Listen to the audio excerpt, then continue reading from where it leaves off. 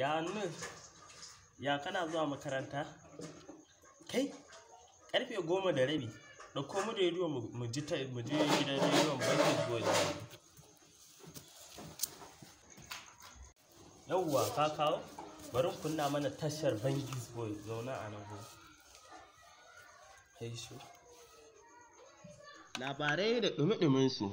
Kun ji cewa sarkin Hausawan duniya ya sararo ne ma labarai cewa duk wanda aka ji ya sake cewa kyanwa kuliya sai an ci kararsa naira biliyan 20 labarin duniya. Kashe rediyon nan kashe.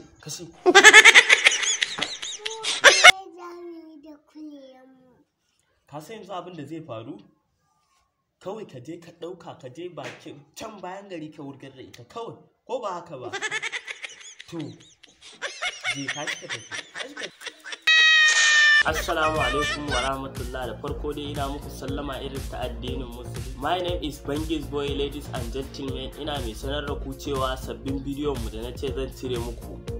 To insha Allah ya sa na cika alkawari ranar Juma'a wannan karfe 11 na dare zan sake muku bidiyoyin. Karfa ka taɓa manta ka shiga YouTube kai chatting na Bangis Boy.